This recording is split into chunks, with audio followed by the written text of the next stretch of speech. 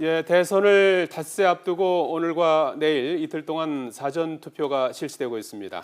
사전 투표율은 11.7%, 상당히 높게 나타나고 있는데 후보별로 득실 계산의 촉각을 곤두세우고 있습니다. 네, 최창렬 용인대 교수, 김광덕 전 한국일보 정치부장, 배종찬 리서치 본부장 세 분 모셨습니다. 안녕하십니까? 안녕하십니까? 예, 지금 6시까지 아닙니까? 오늘 사전 투표가 오늘과 내일 진행이 되고 있는데 6시 잠정 집계된 거 보니까 11.7%.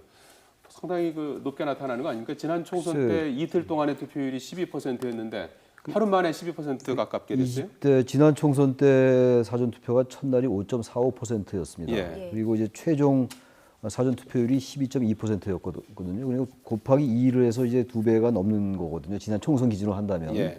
근데 오늘 이제 11.7%니까 그런 계산법을 따르면 2% 넘는 거죠. 예. 단지 이제 오늘은 휴일이 아니었고 내일은 5월 5일 공휴일이기 때문에 예. 사전 투표율이 어떻게 될지 모르겠습니다만 분명한 것은 사전 투표율이 상당히 높은 추세로 보이는 걸 봐서 전체 투표율이 높아질 확률이 대단히 높은 것 같아요. 그리고 여론조사상으로도 지난 대선 때에 비해서 반드시 투표하겠다라는 이른바 적극 투표 의향층이 굉장히 높게 나오고 있어요. 여론조사마다. 그래서 촛불 민심을 대변하지 않을까 이번 대선이 그렇게 보입니다. 일단. 예. 투표율이 이렇게 높아지고 있는 이유는 뭐라고 봐야 되는 겁니까? 네, 일단 사전 투표율이 높은 거는 예. 작년 총선에 12.2%였지 않습니까? 예. 이번에 대선에 사전 투표가 처음으로 적용이 됐는데 예. 원래 대선 투표율이 총선 투표율보다는 보통 1-20% 높게 나오기 때문에 그거를 대선이라는 측면에서 높아진 게 있고 예. 이번에 탄핵 전국을 거치면서 젊은 층들의 원래 고령층은 투표율이 높았습니다만은 젊은 층들의 투표율 욕구가 높아졌다는 거 예. 그런 것들이 작용했고 또 이번에는 징검다리 연휴가 있기 때문에 예.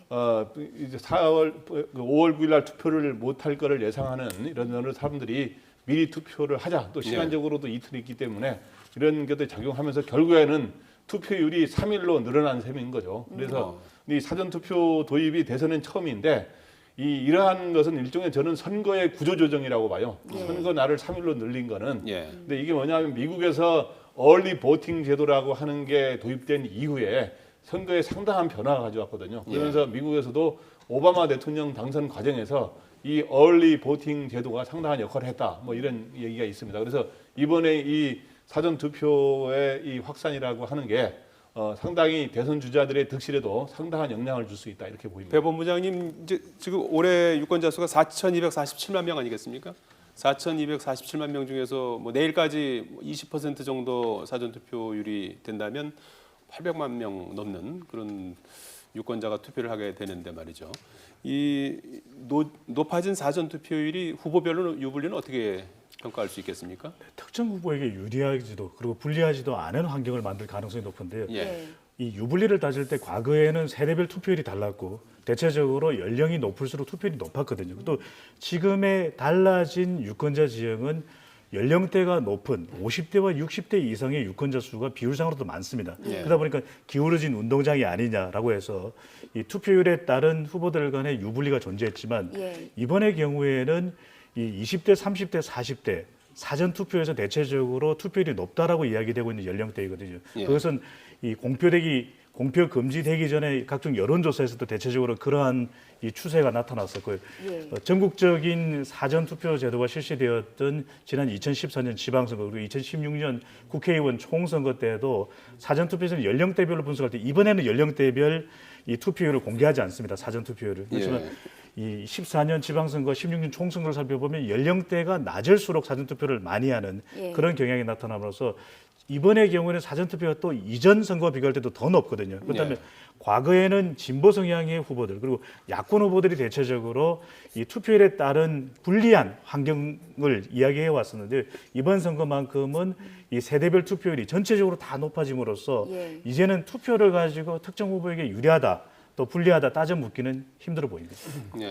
지난 총선 때가 49.7%였어요. 20대 투표율이 20대 투표율을 볼 때. 근데 지난 20대 총선 때 처음 이제 그 사전 투표율을 한 거거든요. 그리고 19대 총선 때 20대 투표율은 42%였어요. 그러니까 7%가 늘어났잖아요. 20대로만 볼 때. 제가 무슨 이 말씀드리냐면은 사전 투표율이 특정 세대의 투표를 높일 수 있다라는 말씀드리려고 하는 거예요. 19대 총선 때보다 7% 높아진 게 사전 투표 때문에 그렇다는 말씀드리는 거기 때문에 오늘 사전 투표율이 11% 나오고 11.7% 나오고 내일 또 20% 넘는다면 저는 분명하게 지난 대선 때도 60대 이상의 투표율이 높았어요. 20대, 예. 30대보다. 따라서 이번에 오늘 내일 사전 투표율이 늘어나서 전체 투표율이 늘어난다면 젊은 층의 투표율이 상대적으로 높다라고 보는 게 저는 순리라고 봐요. 예. 맞다고 본다면 굳이 따지면 이게 특정 후보의 유불리를 따진다면은 진보 진영의 후보에게 좀 유리할 수 있다. 그런 개연성이 있다고 보여져요.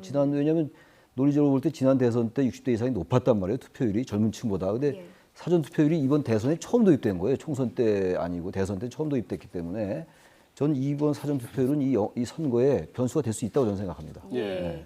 지금 저희가 그 사전 투표 인증샷을 보여드렸는데 내일까지 사전 투표하시는 분은 샵 2017로 보내주시면 저희 뉴스에서 보실 수 있습니다. 예. 그 지금 그 세대별 투표율은 공개가 되지 않지만 지역별 투표율은 공개가 됐거든요. 전라남도가 제일 높고 대구가 제일 낮았습니다. 어떻게 해석해야 될까요? 네, 그래서 이 사전 투표가 연령별로 하려면 굉장히 분석하기가 복잡해요. 그래서 네. 공개되지가 않고 지역별로는 바로 나오지 않습니까? 그래서 예.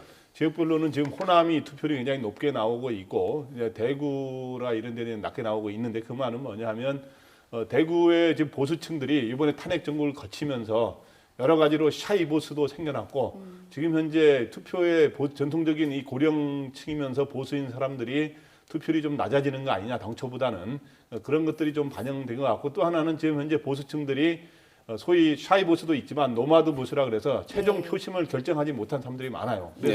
그래서 미리 지금 현재 결심 못했기 때문에 못하는 경우도 있고 그래서 좀 낮게 나오는데 근데 지금 현재 이 지역별 내일까지 해가지고 투표율이 나오게 되면 또 그거에 영향을 받아서 또 서로 작용 반작용이 있으면서 보정이 돼가지고 또 실제 그 본 선거인 5월 9일 투표율에는 또 어떤 다른 또 영향을 줄 수도 있거든요. 예. 하여튼 그런데 그 어떻든 투표율이 사전 투표율이 높으면 어디에 유불리가 있느냐에 대해서 한마디만 보태면은 예. 일반적으로 지금 현재 투표율이 높아진다. 이 사전 투표율이 높아지면 전체 투표율이 높아지거든요. 아, 그렇습니다. 그렇게 일반적으로 그렇게 된다면 예.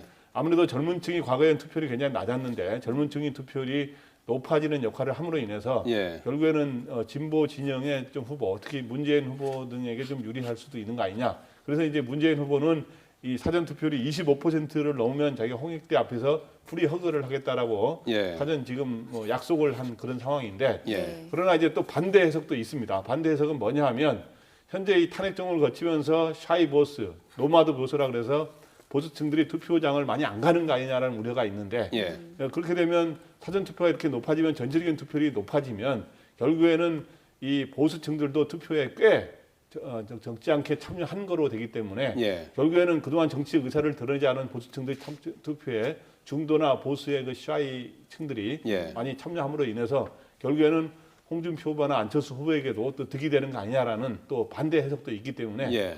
그런 또 약간 뚜껑을 까봐야 될 것 같습니다. 네. 사전 투표의 견인 효과라는 것이 있는데 우리가 사전 투표만 놓고 이야기를 할 수 없는 게 예. 사전 투표의 투표율이 낮았던 지역 또는 예.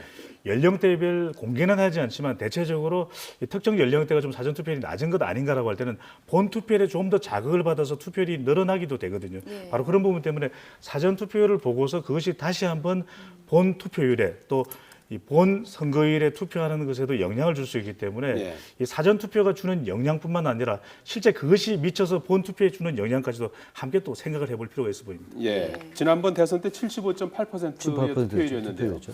그거보다도 이제 사전 투표율이 이렇게 이제 후끈하게 달아오른 걸 봐서는 투표율이 전반적으로 좀 오를 수 있다 이렇게들 이제 보시는 것 같고요. 그게 이제 어떤 후보에게 유리할지는 글쎄, 그거 먼저 봐야 될 것 같은데 오늘 중앙선관위에서 조사 결과를 내놨는데 10명 중에 3명은 아직 투표할 후보를 네. 정하지 못했다. 이런 내용이고요. 반드시 투표하겠다는 적극 투표층이 지난 대선 때보다 증가했고요. 적극 86.9%. 네.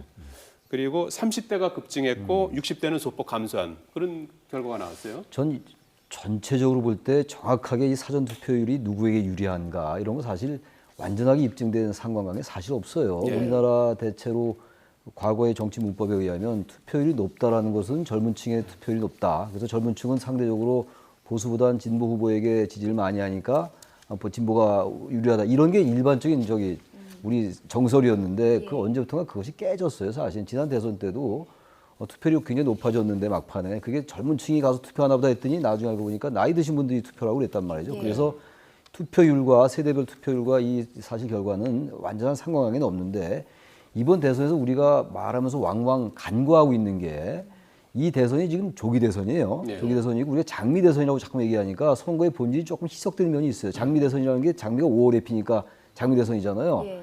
사실 이거는 촛불에 의해서 선거가 치러지는 거 아니겠어요? 국민이 대통령을 현직 대통령을 헌정사상 초유로 파변해서 조기 대선이 치러지는 것이기 때문에 예.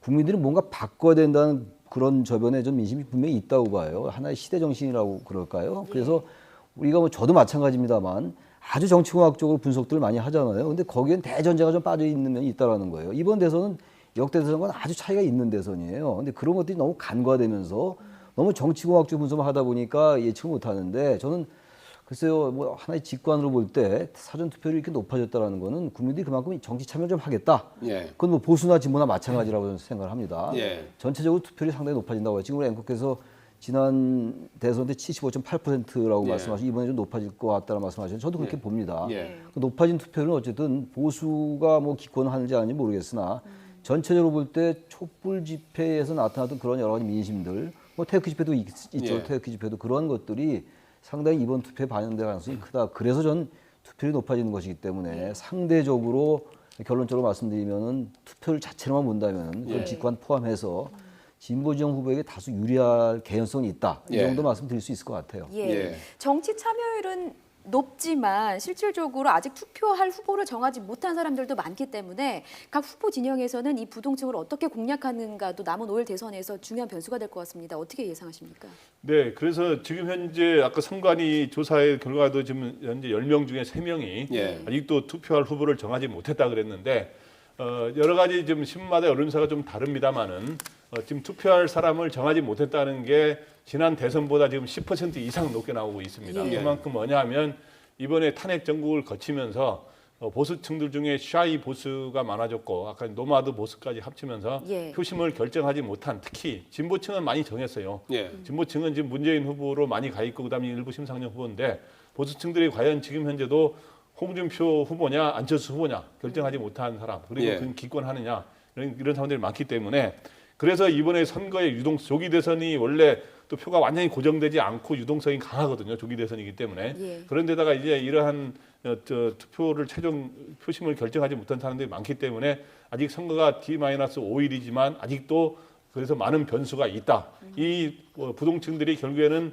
홍준표 후보나 안철수 후보 중에 한 사람한테 표가 유승민 후보도 있습니다. 네, 유승민 후보도 있는데 유승민 예. 후보는 이제 현재 그 2위 경쟁을 하는 데서는 좀 뒤로 쳐내기 때문에 이제 덜 얘기를 한 건데 예. 유승민 후보한테 가는 것도 있겠죠. 예. 그래서 결국에는 이 지금 현재 이권 다툼을 하는 후보 중에 어느 쪽으로 표가 집중적으로 쏠리느냐. 그렇지 않으면은 그게 지금 현재 2위가 지금 확실하게 어느 쪽으로 완전히 딱 규정이 된 게 아니잖아요. 그렇기 예. 때문에 그게 표가 분산되느냐에 따라서 한쪽으로 쏠릴 경우에는 양강과 유사한 구도를 다시 복원할 수가 있지만 표가 분산되면은 그렇게 되기 어렵고 그러면 문재인 후보가 무난하게 현재로서의 승리를 굳혀가는 양상이 되는데 또 어느 쪽으로 가더라도 과연 그게 홍준표 후보로 가느냐 안철수 후보로 가느냐 이게 어느 쪽으로 많이 쏠리느냐가 또 이제 중요한 변수가 될 거로 예. 마지막 여론조사 결과가 어제 나오지 않았습니까? 물론 이제 뭐 어제도 여론조사는 할 수 있고 오늘도 여론조사는 할 수 있죠. 그래서 앞으로도 뭐 남은 기간 할 수 있는데 근데 발표를 못 하는 거죠. 네. 그래서 지금 우리가 이제 보는 여론조사는 그제까지 한 여론조사 아니겠습니까? 2일까지 실시된 여론조사는 언제든지 공표가 될 수 있는 것이거든요. 예. 그러면은 그제까지 이제 있었던 여론조사 어제 이제 많이 이제 발표가 됐었지 않습니까? 그것이 남은 기간에도 좀 그 변동할 수 있는 가능성이 있는 겁니까? 그 동안에 워낙 뭐 변동성이 있었으니까요. 어떻게 봐야 될까요? 변동 가능성이 있는 것으로 보여집니다. 변동 예. 가능성에는 스윙 보트, 투표장에는 가겠지만 아직까지 선택할 후보를 결정하지 않은 유권자들의 표심이 변동이 있을 수가 있는 부분이고요. 그리고 실제적으로 계속 이 추세적인 흐름상 또 어떤 추세를 가져가느냐, 상승세에 있었느냐, 하락세에 있었느냐에 따라서 변화가 될 수 있는 부분인데요. 예. 이 마지막 이른바 여론조사라고 하는 이 결과에서 나타났던 대체적인 이 지지율 추세는 문재인 후보는 40% 안팎으로 견고하게 지지율을 유지하고 있는 반면에 예.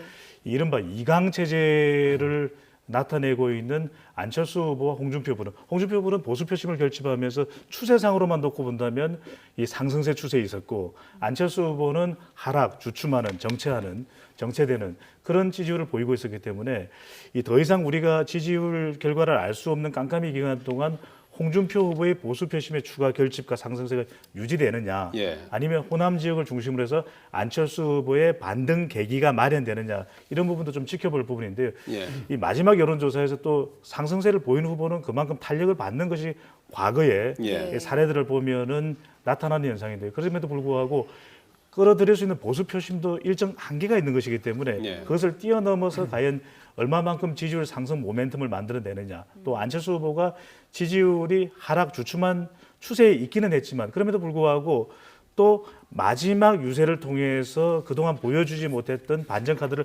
꺼내들 수는 있는 것이거든요. 또 앞서가는 후보들의 악재도 예상치 못하게 나타나는 것이기 때문에 깜깜이 기간이 그래서 매우 답답합니다. 저도 답답한데 이 시간 동안에도 적어도 뭐 10에서 많게는 15, 또 더 이상 이야기하는 지지율의 후보들 간의 변화도 분명히 있을 것으로 보여집니다. 예.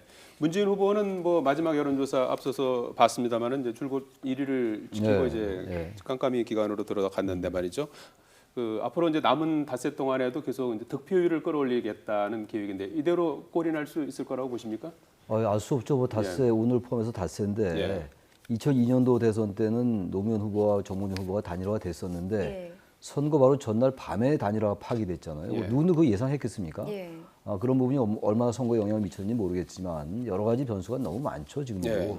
가장 이제 예상할 수 있는 게 그 어느 후보 지정에서 극단적인 말실수 같은 거, 웬만한 뭐 말실수는 넘어갈 수가 있는데 도저히 받아들일 수 없는 말실수 같은 게 생길 가능성이 있어요. 예. 가능성은 대단히 낮겠죠. 그거는 뭐 보수를 지지하든 진보를 지지하든 이른바 그것과 관계없이 상당히 지지율 떨어질 수가 있어요. 그런 거 조심해야 되고 예. 그런 부분이 또 하나는 뭐 지금 안보 변수 얘기하는데 안보 변수는 지금은 사드 얘기는 거의 다 이제 반영이 된 것 같고요. 사드 배치 예. 찬성 반대 문제 같은 것도 트럼프의 10억 달러 얘기도 이 후보에 많이 반영된 것 같아요. 예. 그래서 안보 변수는 상대적으로 지금 현 단계에서는 변수로서 그렇게 영향이 클 것 같지 않고요.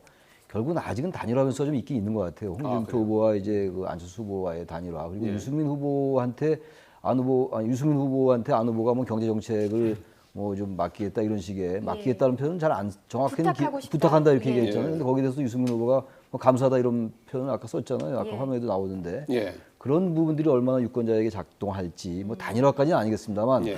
단일화와 비슷한 효과 같은 것들이 변수 작용할 수 있을 거예요. 그러나 1강 2중 체제 이 큰 흐름에서는 웬만한 아주 극단적인 변수가 생기지 않는 한 이 흐름은 계속될 가능성이 높아 보이긴 합니다. 예. 그러나 이제 변수는 있다, 있다, 이런 이런 말씀이신데요. 예. 예.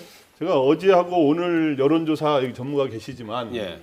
중앙의 주요 언론사들과 여론조사 기관이 발표한 여론조사가 12가지더라고요. 제가 파악해 본 거는. 예. 12가지를 그제까지 한 결과죠. 예. 그저께 1일, 2일에 실시된 예. 주로를 12가지인데 예. 그중에 이제 분석을 해보면 뭐 잘 아시다시피 1강 2중 체제로 나왔는데 예. 거기에 이제 소위 뭐 작년 문재인 후보는 대충 40% 전후의 지지를 보였고 예. 근데 이제 안철수 후보와 홍준표 후보가 2위 자리를 놓고 다투는 걸로 돼 있는데 예. 안철수 후보가 오차 범위 전후에서 앞서 있는 게 12가지 중에 9개 조사였고요. 예. 그다음에 서로 딱 동률로 나온 게 하나였고요. 예. 그다음에 홍 후보가 우세로 나온 게 두 건이었습니다. 네. 두 건이었는데 여기를 보면 이제 안철수 후보가 조금 앞서 있는 겁니다만은 평균으로 따지면. 예. 근데 이제 안철수 후보는 하락세인 상황으로 나온 거고 홍준표는 상승세로 나왔기 때문에 예. 서로 장단이 있는 거죠. 그리고 또 홍준표는 어떻든 상승세라는 거하고 이제 보수의 본색을 드러내면서 보수표를 결집해가고 있는 양상인데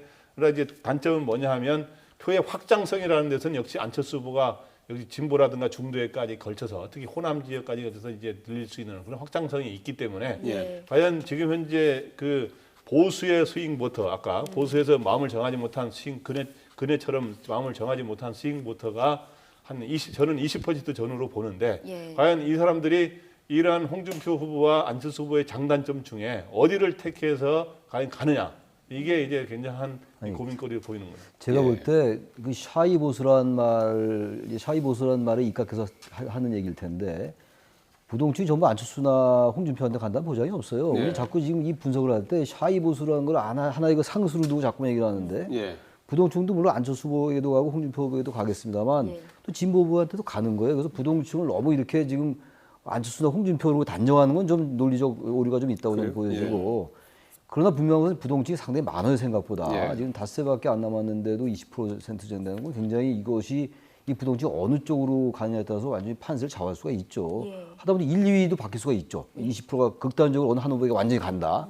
홍준표 후보나 안철수 후보에게 완전히 가면은 빡 뺏기는 거죠. 문재인 후보로서는. 그래서 부동층의 이 표심은 굉장히 중요하긴 한데 부동층도 사실은 비슷한 비율로 갈 가능성이 높다고 보는 것이고 또 하나 지금 말씀드리고 싶은 게 호남에서 이 지금 사전 투표율이 굉장히 높아요. 영남 지역이 낮고 이게 뭘 얘기하나라는 생각도 좀 해봐야 될 것 같아요. 예. 그만큼 호남에서 이 사전 투표가 높다라는 게 호남이 어쨌든 간에 어느 한 후보에게 집중될 가능성이 있다라고 보고 영남도 지금 안철수나 홍준표에게 많이 나눠져 있잖아요. 문재인 후보에게도 물론 있습니다만 예. 영남도 결국은 지역 대결 구도 갈 가능성이 많다. 우리가 되게 이번 대선을 이념 구도가 희석됐고 지역 구도도 대단히 완화됐다고 얘기하는데 예. 그래서 성- 세대별 투표가 네, 될 세대별 가능성이 투표. 높다는 물론 분석이 세대별 많이 투표가 굉장히 중요한 변수이면 틀림없습니다. 그리고 세대별 투표율을 이제 자기한테 그 지지하는 후보를 유권자를 얼마나 이제 투표장에 견인하냐도 굉장히 중요한 건데 예. 지역과 이념 대결 구도가 의외로 나타날 수가 있을 것 같아요. 이번 대선 결과 뭐 개표해봐야지 알겠습니다만 예. 그래서 그런 변수가 굉장히 중요할 것 같아요. 이념, 지역 이런 부분들. 네. 지금 그 샤이보수 말씀을 하셨는데 부동층이라든지 샤이보수 같은 경우에는 조금 잡힙니까? 데이터상으로는 어느 정도가 글쎄 어느 됩니까? 정도 숫자라고 하기 정확히 가늠하기는 힘든데 예. 지난 대통령 선거에서 박근혜 후보를 지지했던 보수층 유권자이지만 아직 후보를 결정하지 못한 경우 또 일반적인 부동층 스윙 보트가 약 10에서 한 15% 이런저런 자료들을 가지고 분석해 본 건데 예. 결과적으로는 이런 부동층 중에서는 대체적으로 보수 유권자가 많은 것은 사실이긴 합니다. 분석을 예. 해보면 예. 그럼에도 불구하고 전체가 보수 유권자는 아니라는 점에서 이들이 남은 기간 동안 지지할 후보를 투표할 후보를 선택할 때 이 보수 성향이 강한 후보만 선택하는 것이 아니라 나누어질 가능성이 높고요. 또 이들 중에는 최종까지 선택 못하는 이유가 이 투표를 포기할 가능성도 있습니다.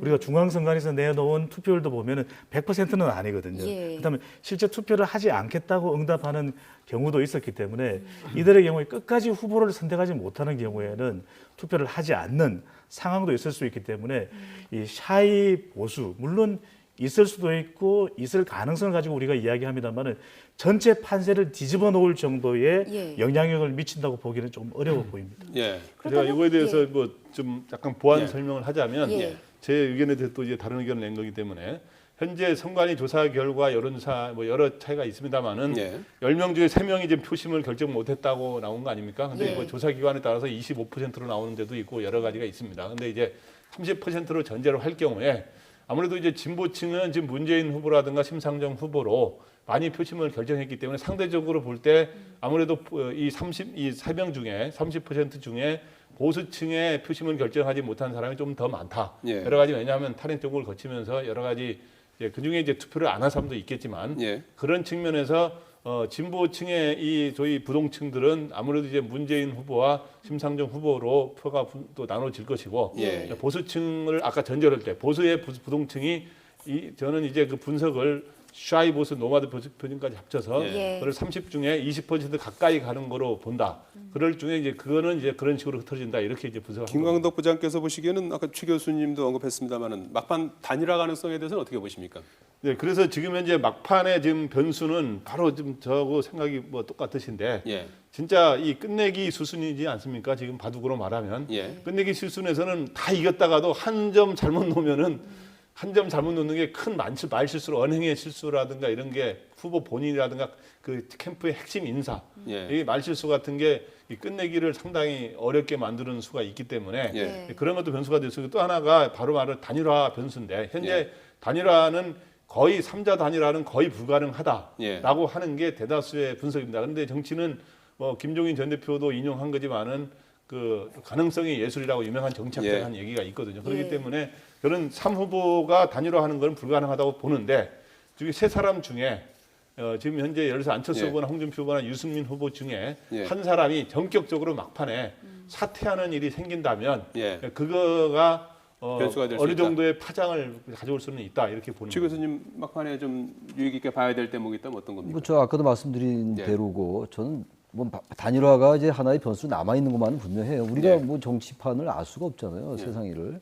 근데 전 정치가 가능성이 예술이란 말이 좀 저도 얘기 많이 하는데 예. 이게 좀 잘못 인용되는 면이 좀 있는 것 같아요. 이 정치가 가능성이 예술이라는 거는 미래를 그렇게 생산적으로 우리가 창조해낼 수 있다는 그런 의미예요. 근데 이게 지금 우리는 너무 정치공학적인 저도 마찬가지일 수가 있는데 너무 매몰돼 있다 보니까 완전히 뒤바뀌는 걸 얘기하는 것 같은데 저는 단일화 가능성 거의 없다고 봐요. 저도 말씀드렸습니다만. 네. 아니 유승민 후보하고 저기 누굽니까 안철수 후보가 그렇게 대선 토론에 국민들 앞에 공약을 해놓고 공약 아닌 공약이죠. 근데 이제 와서 단일화 안 하고 아니 사퇴한다면은 이건 사실 정치가 너무 희화된. 엊그제 바른정당 의원들 몇 명 갔다가 다시 뭐 황영철 의원 되돌아왔잖아요. 예. 정원춘 의원도 간다고 했다 다시 이제 포기하고 예. 예. 정치가 희화되는 걸 의식한 거거든요. 저는 그래서 단일화 변수가 남아 있긴 하나 예. 대단히 낮다. 단지 불가능하다고 제로라고 얘기 못할 뿐인 것이지 거의 제로에 가깝다라고 말씀드리고 싶어요. 사실. 예, 알겠습니다. 자, 대선을 닷새 앞두고 오늘 지금 사전 투표가 오늘과 내일 실시가 되고 있습니다. 사전 투표든 본 투표든 투표에 꼭 참여하시길 바라겠습니다. 최창렬 용인대 교수, 김광덕 전 한국일보 정치부장, 배종찬 리서치 본부장이었습니다. 세 분 고맙습니다. 고맙습니다.